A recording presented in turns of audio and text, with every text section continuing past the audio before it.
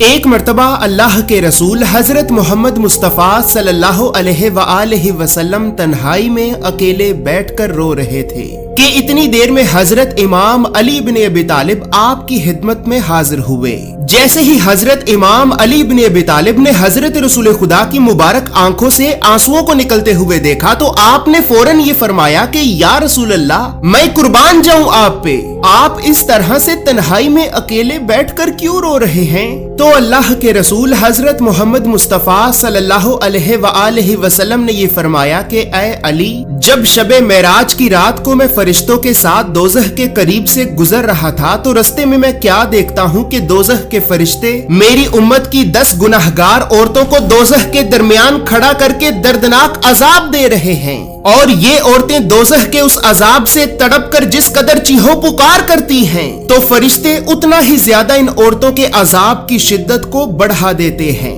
بس اے علی، جب سے میں نے اپنی امت کی ان 10 گناہگار عورتوں کو دوزخ کے اتنے دردناک عذاب میں تڑپتے ہوئے دیکھا ہے تو تبھی سے میں دوزخ کے اس عذاب کی شدت اور خوف کی وجہ سے اپنی امت کی ان عورتوں کے لیے آنسو بہا رہا ہوں۔ تو حضرت امام علی بن ابی طالب نے یہ فرمایا کہ یا رسول اللہ، آخر ان 10 گناہگار عورتوں نے اس دنیا میں ایسے کون سے گناہ کیے تھے کہ جن گناہوں کی وجہ سے ان عورتوں کو دوزخ میں اتنا دردناک عذاب دیا جا رہا ہے؟ تو اللہ کے رسول حضرت محمد مصطفیٰ صلی اللہ علیہ وآلہ وسلم نے یہ فرمایا کہ اے علی، جب میں نے دوزخ میں پہلی عورت کو دیکھا تو فرشتوں نے اس عورت کو دوزخ کے درمیان اس کے بالوں سے لٹکا کر رکھا تھا، اور اس عورت کا دماغ چولہے پہ رکھی ہوئی ہانڈی کی طرح جوش کھا کھا کر ابل رہا تھا۔ جب میں نے فرشتوں سے یہ پوچھا کہ اے فرشتوں، آخر اس عورت کو تم نے دوزخ کے درمیان اس کے بالوں سے کیوں لٹکا کر رکھا ہے؟ تو فرشتوں نے یہ کہا کہ اے اللہ کے رسول، یہ آپ کی امت کی وہ عورت ہے کہ جو عورت نامحرم مردوں کی توجہ کو حاصل کرنے کے لیے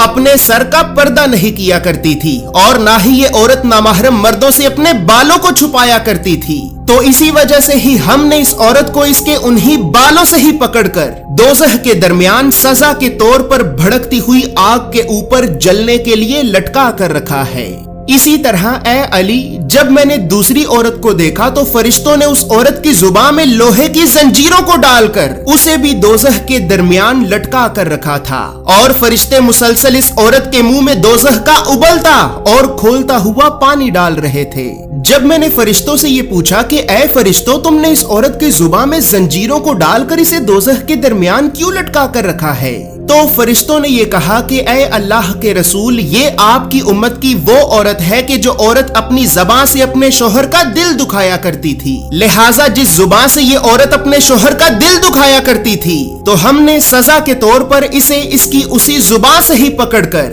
دوزخ کے درمیان بھڑکتی ہوئی آگ کے اوپر جلنے کے لیے لٹکا کر رکھا ہے۔ اسی طرح جب میں نے تیسری عورت کو دیکھا تو وہ عورت دوزخ کے درمیان اپنے پستانوں میں پھنسی ہوئی زنجیروں سے لٹکی ہوئی تھی، اور یہ عورت زور زور سے چیخو پکار کر کے معافی کی فریاد کر رہی تھی۔ جب میں نے فرشتوں سے اس عورت کے بارے میں پوچھا تو فرشتوں نے یہ کہا کہ اے اللہ کے رسول، یہ آپ کی امت کی وہ عورت ہے کہ جو عورت اپنے ہی شوہر کو اس کی ازدواجی ضرورت کو پورا نہیں کرنے دیتی تھی، اور نہ ہی یہ عورت اپنے شوہر کو اپنے قریب آنے دیتی تھی، جس کی وجہ سے اس کا شوہر نامحرم لڑکیوں کی طرف راغب ہو کر گناہوں میں پھنس جاتا تھا۔ بس اے اللہ کے رسول، اسی وجہ سے ہی اب اس عورت کو سزا کے طور پر دوزخ میں یہ اتنا دردناک عذاب دیا جا رہا ہے۔